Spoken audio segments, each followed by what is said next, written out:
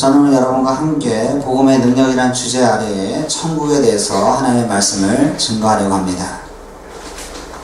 영국 격언 중에는 이런 말이 있습니다. 하루를 행복하려면 이발을 하라. 일주일을 행복하려면 결혼을 하라. 한 달을 행복하려면 말을 사라. 1년을 행복하려면 새 집을 지어라. 평생을 행복하려면 정직하게 살아라. 이 말은 정직의 중요성을 강조하기 위해서 사용된 격언이지만 하루를 행복하게 하려면 머리를 깎고 일주일을 행복하게 하려면 결혼하라 라는 등의 좀 실제적으로 와닿는 그런 재미있는 말들이 들어있습니다. 사람은 누구나 행복하기를 원합니다. 어느 시대나 어느 계층의 사람이나 다 마찬가지입니다. 누구나 다 행복하기를 원합니다. 그래서 나름대로 땀을 흘리면서 또 수고하며 자기 행복을 위해서 쉴 새 없이 달려가는 그런 삶을 삽니다. 그런데 우리의 인생을 보면 우리의 행복을 위한 조건들이 하나씩 늘어가는 것을 쉽게 발견하게 됩니다. 예를 들면 어린아이는 엄마만 있으면 행복합니다. 근데 조금만 자라기 시작하면 장난감도 필요하고 주위의 친구도 필요하고 또 사춘기가 되면 이성 친구도 필요하고 점점 자라면서 필요한 것이 하나씩 더 늘어갑니다. 그리고 성인이 되면 돈, 명예, 건강, 직장, 가정 등등 이 행복의 조건들이 눈덩이처럼 불어나게 됩니다. 여러분, 우리가 실제적으로 정말 행복한 삶을 살려면 무엇이 필요할까요? 너무 영적인 대답 생각하지 마시고요. 그냥 있는 그대로 한번 생각해 보시기 바랍니다. 우리가 행복하려면 뭐가 필요합니까?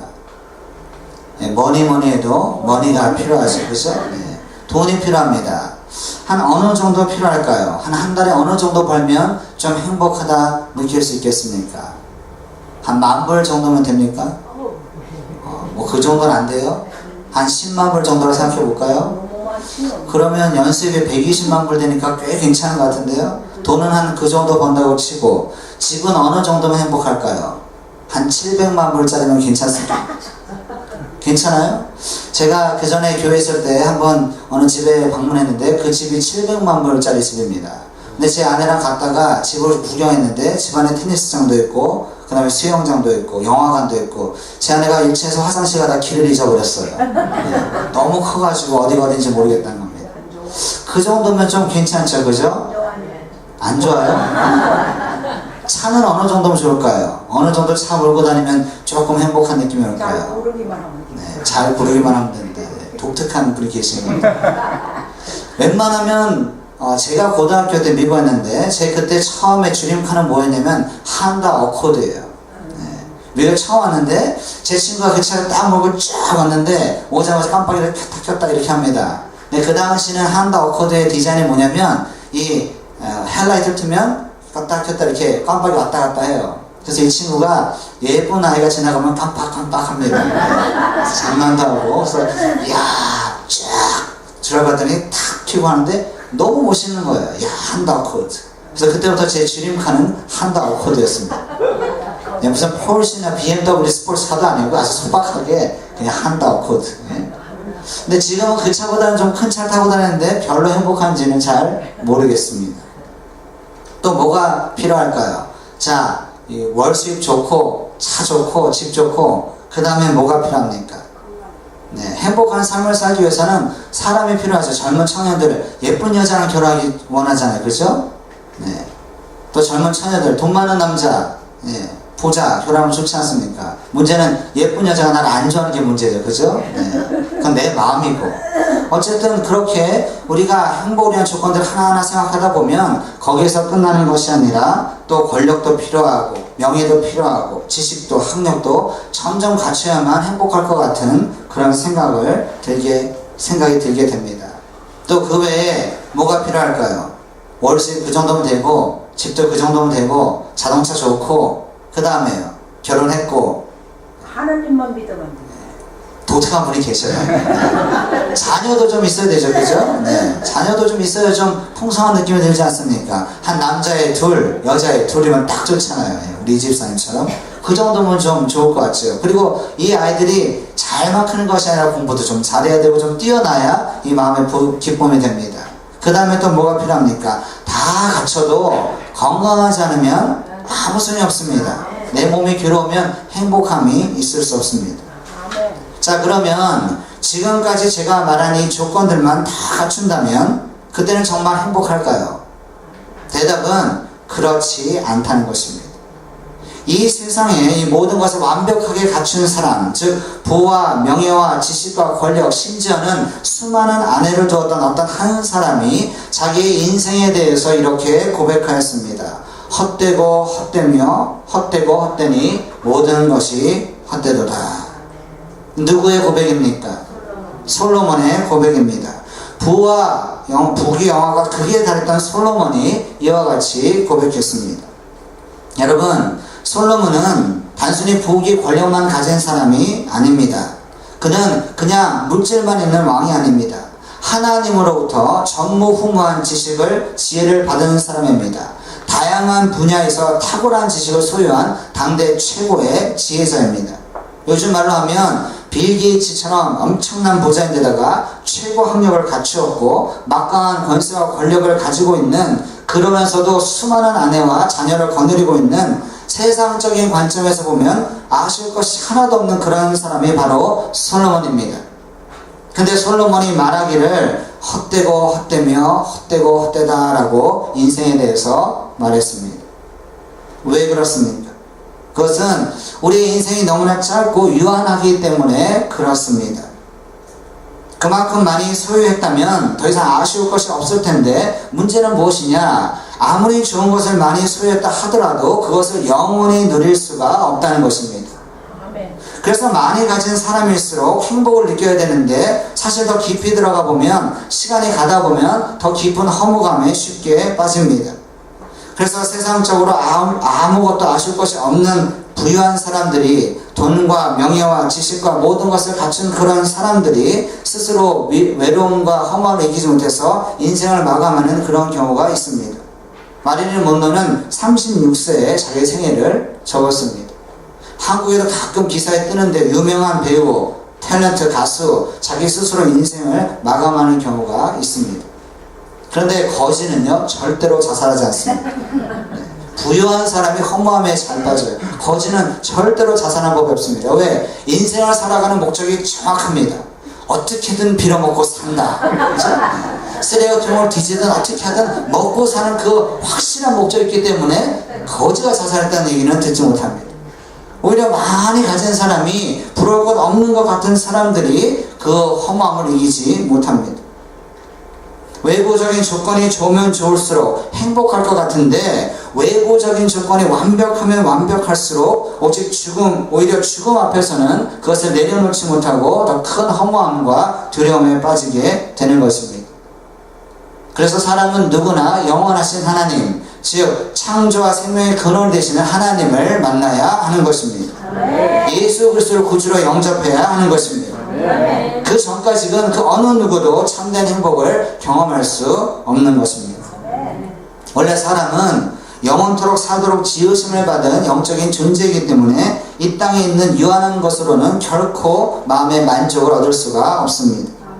설령 이 세상의 모든 것을 다 소유했다 하더라도 인간의 마음은 그것 때문에 참 만족을 얻을 수는 없습니다. 무엇인가 변하지 않는 영원한 것이 있어야만 그 마음의 참 평안과 위로가 넘치게 되는 것입니다. 왜냐하면 하나님이 처음부터 사람을 그렇게 창조하셨기 때문에 그렇습니다. 그래서 전도서 3장을 보면 하나님이 모든 것을 지으시되 때를 따라 아름답게 하셨고 또 사람들에게 영원을 사모하는 마음을 주셨느니라 라고 성경은 말합니다. 세계적인 강연자고 리더십의 권위자가 되는 존 맥스웰 목사님은 세계의 여러 문화를 연구하면서 이 세계 모든 사람들이 사후 세계에 대해서 지대한 관심을 가지고 있다는 것을 발견하게 되었답니다. 특별히 이전 시대의 사람들은 대부분 죽음 이후의 세계에 대해서 관심을 많이 가지고 있었습니다. 예를 들면 이집트에 있는 피라미드가 그렇습니다. 피라미드 중에는 10만 명의 일꾼들이 무려 40년에 걸쳐서 지은 웅장한 그런 피라미드도 있습니다. 그런데 그 안에 들어가서 벽화를 보면 죽음 이후의 세계, 즉 사후 세계에 대한 그들의 생각과 열망이 그대로 기록되어 있습니다. 그런데 요즘 시대, 현 시대에 와서는 사람들이 죽음 이후에 대해서는 별로 관심을 갖지 않습니다. 일반적인 사람들의 경향이 멀리 내다보기는 현재의 쾌락과 행복만 추구하는 경향이 강합니다. 게다가 너무나 분주하기 때문에 나중에 죽어서 가게 될 세계에 대해서는 도무지 관심을 갖지 않습니다. 우리는 인스턴트 문화가 발달되어 있고요. 그 다음에 스피드 시대에 살아갑니다. 3분 짜장, 3분 카레, 5분도 아니에요. 3분 안에 다 끝나야 됩니다. 엘리베이터 딱 타면 문이 자동적으로 닫히는데도 기다리면서 계속 누릅니다. 또 도착해도 계속 열려고 막 누릅니다. 하여간 기다리지는 못합니다. 그런 시대에 살아가다 보니까 마치 이 땅에서 천년만년 살 것 같은 그런 착각 속에 우리 인생을 살아간다는 것입니다. 그런데 성경이 인간의 유한의 인생에 대해서 뭐라고 말합니까? 시편 90편을 보면 우리의 연수가 70이요 강건하면 80일지라도 그 연수의 자랑은 수고와 슬픔뿐이요 신속히 가니 우리가 날아가나이다 라고 성경은 말합니다. 또 야고보서 4장을 보면 내일 일을 너희가 알지 못하는도다. 너희의 생명이 무엇이냐 잠깐 보이다가 사라지는 안개니라 라고 말합니다. 그리고 잠언 14장에 보면 이 인생에 대해서 이렇게 이야기합니다. 웃을 때에도 마음에 슬픔이 있고 즐거움 끝에도 근심이 있느니라. 여러분 인생을 살아가면서 웃을 때가 몇 번이나 됩니까? 즐거울 때가 몇 번이나 됩니까? 그런데 그것도 가만히 들여다보면 웃음 끝에도 슬픔이 있고 즐거움 끝에도 근심이 있다는 것입니다. 그렇습니다. 이 땅에서의 삶은 결코 영원하지 못합니다. 또 완전하지 못합니다. 그래서 언젠가는 내 삶의 모든 것을, 즉 내가 아끼고 사랑하고 집착했던 모든 것을 다 내려놓고 떠나야 할 때가 반드시 오게 되어 있습니다. 누구도 예외가 없습니다. 그래서 정말 지혜로운 사람들은 이 땅에서의 삶만 준비하는 것이 아니라 죽음 뒤에 다가오는 사후세계, 내세에 대해서 준비하고 살아가는 사람들이 지혜로운 사람이 되는 것입니다. 죽음이 없다면 죽음 이후의 세계에 대해서는 생각할 필요가 없습니다. 그냥 즐기고 살면 됩니다. 그런데 문제는 모두가 죽게 되어 있다는 것입니다. 내가 그것을 원하든 원하지 않든 믿든 믿지 않든 반드시 죽음의 순간이 내 삶에도 다가오게 된다는 것입니다. 제가 예언 하나 해볼까요? 확실한 예언. 기록해도 되고 적어도 되고. 여기 있는 모든 분들 100년 안에 다 죽게 되어 있습니다. 이건 기정사실입니다. 그렇죠? 그렇기 때문에 우리가 죽음 뒤에도 생각해보며 살아야 하는 것입니다. 요즘 사람들 바쁘지만 태교에 대해서는 관심이 굉장히 많습니다. 왜냐하면 아기가 엄마의 뱃속에 10개월 동안 있을 때에 그 아이의 정서와 지능이 그다음 개발되고 그것이 태교가 그 아이의 그 영향력을 크게 미치기 때문에 그렇습니다. 그런데 좀 더 깊이 생각해보면 태교보다 더 중요한 게 무엇입니까? 그 다음에 이 땅에 태어나서 어떤 삶을 사느냐, 그게 훨씬 더 중요합니다. 그리고 좀 더 깊이 들어가면 그것보다 더 중요한 것은 무엇이냐? 죽은 다음에 영원한 삶을 어디서 보내느냐가 훨씬 더 중요합니다. 이 세상에는 네 종류의 사람이 있습니다. 첫째, 이 땅에서 아주 잘 되고 천국에 가는 사람. 제일 좋죠. 그죠? 둘째, 이 땅에서는 잘 되었지만 안타깝게도 지옥에 가는 사람이 있습니다. 세 번째, 이 땅에서는 잘 안 됐는데 아주 험한 삶을 살았는데 천국에 가는 사람이 있습니다. 네 번째가 가장 불쌍하죠. 이 땅에서도 지질이 고생하고 또 지옥 가는 사람. 네? 얼마나 불쌍합니까? 그런데 이 중에서 가장 좋은 사람은 첫 번째 사람입니다. 말할 필요도 없습니다. 그런데 그 다음에는 어떤 사람이 행복한 사람일까요? 두 번째입니까? 세 번째입니까? 세 번째죠. 그죠? 이 땅에서는 좀 험난한 삶을 살았더라도 천국에 가서 사는 사람이 이 땅에서 행복하게 살았더라도 지옥에 가는 사람보다는 훨씬 더 낫습니다. 아멘. 그런데 우리가 실제로 살아갈 때 보면 마치 두 번째 사람, 훨씬 세 번째 사람보다 나은 것처럼 그렇게 착각하며 살 때가 많다는 것입니다. 오늘 본문에 나오는 이 나사로 이야기, 또 부자 이야기, 바로 그런 사람들입니다. 나사로는 몇 번째 종류의 사람일까요? 세 번째죠. 이 땅에서 삶이 험난했지만 천국에 갔습니다. 부자는 반대입니다. 이 땅에서는 부유하고 호화로웠지만 지옥에 갔습니다. 여러분, 이 성경이 기록하고 있는 나사로의 삶이 얼마나 비참한 줄 아십니까? 그냥 비참한 정도가 아니라 남의 대문 앞에서 버려져서 부자의 산에서 떨어지는 그런 음식으로 자기의 배를 채웁니다. 그리고 몸에 상처난 곳을 개가 와서 핥는 그런 비참한 삶을 살아갑니다. 반면에 부자는 자색 옷을 입고 고운 베옷을 입고 날마다 호화롭게 즐기며 살아갑니다. 세상적인 관점에서 보면 아쉬울 것이 전혀 없는 그런 사치스럽고 부유한 삶을 살아가는 사람이 부자입니다. 그런데 문제는 부자가 나중에 나사로를 한없이 부러워하게 됩니다. 언제 그런 일이 생깁니까? 죽고 나서 보니까 자기는 불이 활활 타는 지옥에 있고 나사로는 낙원에 있습니다. 기가 막힌 상황이 벌어진 것입니다.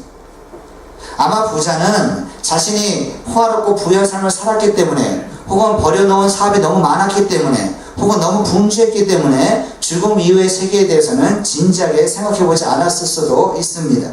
하지만 이유가 어찌되었든 일단 지옥에 가면 더 이상 할 수 있는 것이 아무것도 없습니다. 그렇기 때문에 제가 조금 전에 말씀드린 것처럼 우리가 이 땅에 살 때에 죽음 이후에 내가 어디에서 영원한 시간을 보낼지를 결정하는 것이 너무나 중요한 이슈가 되는 것입니다. 아멘. 여러분, 제가 질문 한번 해볼게요. 간단한 질문이지만 잘 생각하고 대답해 보세요. 자, 제가 선택권을 드리는데요. 첫 번째, 지금부터 일주일만 고생하면 10년을 편안하게 살 수 있고요. 가정 한번 해보는 겁니다. 반대로 두 번째는 뭐냐? 지금보다 일주일 동안 하고 싶은 것 다 할 수 있습니다. 먹고 싶은 것, 하고 싶은 것, 놀고 싶은 것, 원하는 것 다 할 수 있는데 일주일을 그렇게 살면 10년 동안 무지 고생한다고 그렇게 가정해봅시다. 그러면 첫 번째를 택하겠습니까? 두 번째를 택하겠습니까? 당연히 첫 번째죠, 그죠? 일주일 좀 고생해도, 죽을 고생해도 10년을 편안하게 산다 그러면, 행복하게 산다 그러면 누구나 다 첫 번째 선택을 합니다. 두 번째 선택을 하는 사람은 미련한 사람입니다. 그렇죠? 그런데 이제 무슨 말하는지 잘 들어보세요. 영원이라는 시간대에서 우리의 인생을 보면 우리의 인생 전체는 일주일도 되지 않습니다. 단 하루도 되지 않습니다. 영원이라는 것은 뭘 말하냐? 시작과 끝이 없습니다. 일직선으로 표현하면 한번 영원이라는 시간이 시작되면 계속 갑니다. 끝없이 계속 달려가는 것이 영원입니다. 그렇기 때문에 영원이라는 시간과 우리 인생을 딱 비교해보면 우리의 인생은 눈 깜빡할 시간밖에 안 된다는 것입니다. 그러면 여러분이 정말 영원한 세계를 믿는 사람이라면 이 땅에서 살 때 어떻게 살아야 합니까? 비록 이 땅의 삶이 힘들다 하더라도 영원한 세계를 위해서 살아가는 삶을 살게 되는 것입니다. 영원한 세계에 대한 확신 있는 사람, 천국에 대한 확신 있는 사람은 비록 이 땅에서 삶이 고달프고 힘들다 할지라도 여기에서 천국을 예비하는 그런 삶을 살게 되는 것입니다. 반대로 살면 미련한 사람이 되는 것입니다. 그런데 성도들의 삶을 보면 전혀 그런 것 같지 않아요. 마치 이 땅에서 천년만천 살 것 같고 그 다음 삶이 없는 것처럼 그렇게 우리가 살아갈 때가 너무나 많다는 것입니다. 사랑하는 성도 여러분, 인생을 살 때에 후회 없이 살자는 비결 하나 알려드리겠습니다. 어떻게 하면 내가 후회 없는 삶을 살 수 있을까? 늘 자기의 마지막 순간, 자기의 생의 마지막 순간을 생각하며 사는 사람은 후회가 없는 삶을 살게 되어 있습니다. 즉, 자기의 죽음을 항상 의식하는 사람은 그 죽음 때문에 불안하고 두려운 삶이 아니라 죽음을 생각하면서 더 의미있고 더 보람있는 그런 인생을 살게 되는 것입니다. 뿐만 아니라 인생에 있어서 정말 중요한 것을 놓치지 않는 지혜로운 삶을 살게 되는 것입니다. 그래서 성경은 뭐라고 말합니까? 우매자의 마음은 잔치집에 있고 지혜자의 마음은 초상집에 있느니라. 다른 사람의 죽음 앞에서 나의 죽음을 볼 수 있는 사람, 그 뒤에 세계가 있는 것을 생각하고 살아가는 사람은 삶의 기준이 분명하게 되어 있습니다. 아멘. 할렐루야. 아멘. 제가 아주 존경하는 진 엘리엇 선교사가 있는데요. 나이 29살에 에콰도르를 선교 갔다가 순교한 사람입니다. 5명의 젊은 선교사들이 갔다가 창에 찔려 죽었는데요. 이 사람들이 순교한 다음에 발칵 뒤집어진 사건이 뭐냐? 그들의 주머니 안에 총이 있었다는 것. 충분히 자기를 방어할 수 있는데 그렇게 하지 않았다는 것입니다. 그 사람의 생애가 End of Spear, 창끝에서라는 영화로도 나왔는데요. 그 중요한 장면을 보면 아버지한테 아들이 묻습니다. 아버지, 만약 그 사람들이 목숨을 위협하거나 그렇게 하면 어떻게 하시겠습니까? 그랬더니 총을 쓰시겠습니까? 안 쓴다는 거예요. 왜요? 그랬더니 그들은 아직 천국에 갈 준비가 되어 있지 않다. 거기서 딱 끝납니다. 여러분, 어떻게 그 젊은 나이에 30도 되지 않은 그 젊은 나이에 그런 생각을 하면서 살 수 있습니까? 그것은 천국에 대한 분명한 확신이 있었기 때문에 목숨을 걸고 가장 위험한 곳에 복음을 전하기 위해서 나갈 수 있었던 것입니다. 그리고 짐 엘리엇이 젊었을 때, 대학생 때에 일기에 뭐라고 썼냐? 이렇게 썼습니다. 영원한 것을 위해서 영원하지 않는 것을 버리는 것은 결코 어리석은 일이 아니다. 얼마나 의미 심장합니까? 어느 교회에서 제자 훈련 프로그램 중에 뭐가 있냐? 유언장 작성 프로그램이 있어요. 저희 교회도 한번 해보면 참 좋을 것 같습니다. 그래서 이 제자 훈련이 끝나갈 쯤 되면 그 훈련이 끝나가는 사람이 유언장을 쓰게 하는데요. 자, 자신의 죽음을 진지하게 생각하면서 30분 동안 유언장을 쓰게 합니다. 근데 유언장이 무엇입니까? 자기의 생일을 돌이켜보지 않으면 쓸 수 없는 글이 아닙니까? 그러니까 아주 수연해지고 아주 생각이 깊어지면서 하나하나 쓰기 시작하는데 한 5분, 10분 지나면 훌쩍훌쩍 하는 소리가 들린다는 거예요. 그 다음에 그 유언장을 발표하게 하는데 두 가지 내용으로 나뉜답니다. 대부분이 다 그렇습니다. 첫째는 뭐냐? 미안하다. 이렇게 해서 미안하다는 내용이 나오고요. 두 번째는 사랑한다, 아니면 고맙다 라는 내용으로 다 끝난다는 거예요. 유언장을 읽어보면요, 평상시에 안타까워 고민하던 문제 하나도 얘기하지 않는다는 거예요. 그럼 뭘 말하냐? 우리가 정말 근본적인, 정말 근원적인 생각하지 않아하고 너무 작은 일에 매여서 그렇게 힘겹게 살아간다는 증거가 되는 것입니다. 어느 목사님은 어디까지 말하냐? 성도들의 삶이 근본적으로 변하지 않은 가장 확실한 이유는 천국에 대한 확신이 없기 때문에 그렇다고까지 말씀합니다. 여러분, 정말 천국에 있다는 확신이 있고 정말 천국에 간다는 믿음이 있다면 여러분의 삶의 가치관이 바뀌게 되어 있습니다. 삶을 바라보는 시각의 관점이 반드시 변하게 되어 있습니다.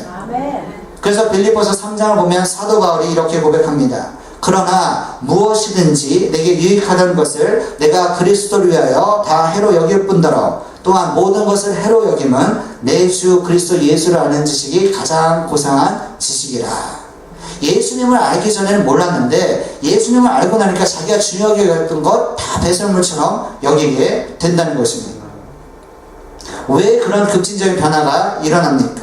어떻게 사도 바울이 그의 삶의 가치관이 순식간에 변하는 것을 경험하게 되었습니까? 그것은 영원한 세계를 보지 못했던 그가 다메섹으로 가는 도중에 빛 대신 예수님을 만났고 그 이후부터 영원한 세계와 하나님의 나라를 보았기 때문에 그렇습니다. 우리가 인생을 살아갈 때에 우리 역시 우리의 삶을 영혼의 관점에서 보아야만 정말 무엇이 중요하고 무엇이 중요하지 않은지를 분별해낼 수가 있습니다. 그리고 그래야만 이 땅에서 살 때에도 아웅다웅하지 아니하고 모든 것을 초월해서 하나님의 뜻만 구하는 그런 지혜롭고 신실한 삶을 살게 되는 것입니다. 우리 어릴 때 보면 요즘 애들은 뭐 게임 많이 하지만요, 땅 따먹기를 했습니다. 혹시 기억하셔요? 이렇게 돌 탁탁 쳐가지고 몇 번에 들어오면 내 땅, 그 다음에 그거 못 들어오면 네 땅 해가지고 땅 따먹기를 하는데요, 아이들이 땅 따먹기 하면서 목숨을 겁니다. 근데 해가 니어 저물고자 어머니가 밥 됐다고 밥 먹으라 그러면 다 핑계치고 그냥 갑니다. 그렇죠? 아무것도 중요하지 않습니다. 여러분, 우리가 이 땅에서 아웅다웅하면서 막 그렇게 살지만 하나님이 올라오라 하시면 다 내려놓고 그냥 그 순간 가게 되는 것입니다. 아멘. 누가 언제 어디서 하나님의 부르심을 받을지는 전혀 모릅니다. 하나님이 오라 그러면 거기서 끝나는 거예요. 그래서 어리석은 부자의 비유 보면 이렇게 말씀하지 않습니까? 부자가 뭐라고 말합니까? 세상에 돈을 많이 벌어놓고 곳간에 모든 걸 많이 채워놓고 스스로 하는 말이 이제부터 잘 지내자, 평안히 지내자 내 영혼 하면서 막 자기 도취에 빠졌습니다. 하나님이 딱 그 순간 뭐라고 그러십니까? 어리석은 자여, 만일 이 밤에 내 영혼을 내가 도로 찾으면 내 준비한 것이 네 것이 되겠느냐. 무슨 뜻인지 아세요? 하나님이 그날 부르신 거예요. 그냥 부르시니까 거기서 다 끝나는 겁니다. 여러분, 제가 비행기를 탁 타니까요, 가끔 비행기를 타는데 그 점점 올라가다 보면 여러분 다 경험한 거죠. 집이 아주 조그맣게 보입니다. 그렇죠? 그리고 자동차도 개미처럼 보여요. 얼마나 작게 보이는지. 더 올라가면 이제 집도 안 보이고 개인 이제 자동차도 안 보이지만 하여간 쫙 올라가는데 제가 딱 그때 느꼈던 게 뭐냐, 이야 위에서 보니까 아무것도 아니구나.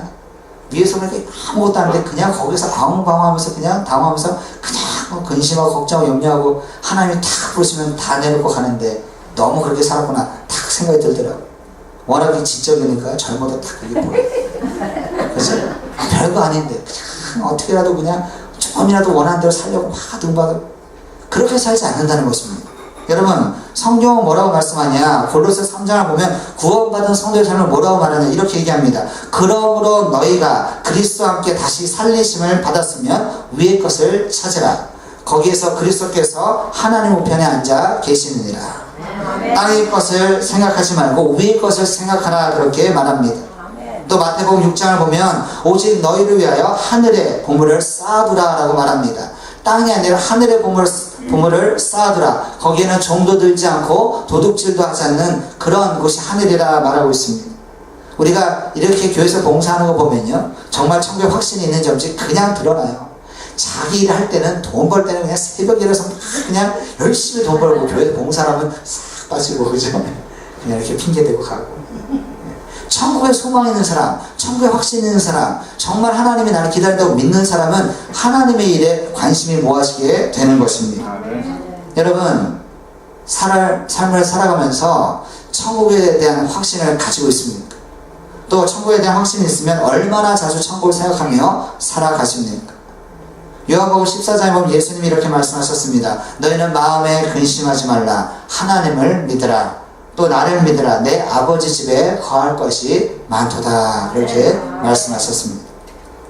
예수님을 구주로 영접한 사람들에게는 이미 천국이 주어지게 되어 있습니다. 그래서 복음은 우리 현재 생활이 어떠하든지 복음이 정말 기쁜 소식이 되는 것입니다.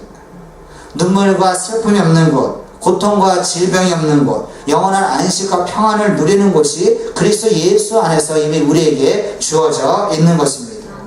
그리고 그날이 되면 하나님이 우리 눈에서 친히 눈물을 닦아주시고 영원한 기쁨을 영원토록 만끽하게 하실 줄 믿습니다. 그래서 우리는 날마다 비록 이 땅의 삶이 어렵다 할지라도 하늘을 생각하면서 이 천국의 확신 때문에 믿음 때문에 날마다 소망 가운데 기쁘게 살 수 있게 되는 것입니다. 할렐루야. 제가 마지막으로 비유를 하나 드릴게요. 여러분 천국을 마음에 소유하고 사는 사람의 삶은 어떤 삶이었냐? 기쁨이어야 돼요. 기쁨이 충만해야 됩니다. 천국의 확신이 있으면 있을수록 마음에 넘치는 기쁨이 있어야 됩니다. 그냥 넘치는 기쁨이 아니라 다른 사람이 이해하지 못할 정도의 기쁨이 용솟음 치는 게 정상적인 신앙인의 삶입니다. 여러분 한번 생각해 보세요. 1,500만 달러의 복권이 당첨됐다 한번 가정해 보세요. 생각만 해도 신나죠, 그죠? 1,500만 달러 조금 약하다 1억 5천만 달러 복권이 딱 당첨됐다 한번 생각해 보세요. 그 당첨이 딱 됐는데 운전하다 스피드 티켓을 받았어요. 경찰이 오더니 200불짜 티켓을 딱 끊어줍니다. 근데 그걸 딱 받은 사람이 정상적인 사람 같으면 어떻게 할까요? 신경 쓰지 않고 웃으면서 운전합니다. 그렇죠? 1억 5천만 달러 복권을 받았는데 그 200불 때문에 울 게 뭐가 있어요? 그런데 비정상적인 사람은 뭐가 될까요? 그 티켓 받고 우는 거예요. 200불짜리 티켓 받았다고. 이해가 되셔요? 왜 이런 얘기 하는지 아세요? 여러분 천국의 가치는 1억 5천만 달러가 아닙니다. 무한대입니다. 영원히 삽니다. 영원한 안식이 있습니다. 영원한 기쁨과 평안과 모든 것이 거기에 갖춰져 있습니다. 그런데 그 천국을 소유한 사람이 이 땅에 살면서 뭐 하나 안 됐다고 낙심하고 그냥 자녀 속썩인다고 절망하고 관계 흐트러졌다고 그냥 속상, 이러면 천국을 소유하지 못한 사람과 똑같은 삶이 되는 것입니다. 생각해보세요. 엄청나게 기가 막힌 상을 이미 받았는데 그저 한두 개 때문에 절망하고 좌절하고 불안해하고 산다면 정말 그 마음에 천국이 있는 것이 아닌 것입니다. 아멘. 그래서 정말 믿는 사람은 천국만 생각해도 하나님이 내게 가장 좋은 걸 예비하셨다는 그 벅찬 감격으로 전도하고 복음을 위해서 교회를 위해서 신나게 멋있게 봉사하며 살게 되는 것입니다. 설교할 때 보니까 별로 뭐 기쁘게 받는 분이 없어요. 그냥 맨날 듣는 얘기 그런 편. 천국 저만 소유한 것 같아요. 그런 기쁨으로 살아갈 때 비록 이 땅에서 삶이 힘겹고 고달프다 할지라도 천국에 대한 확신 때문에 주님 안에서 산 소망을 가지고 기쁘게 살아갈 줄 믿습니다. 그런 천국의 평안과 기쁨을 누리는 삶이 여러분의 복된 삶이 될 수 있기를 주님의 이름으로 간절히 축원합니다.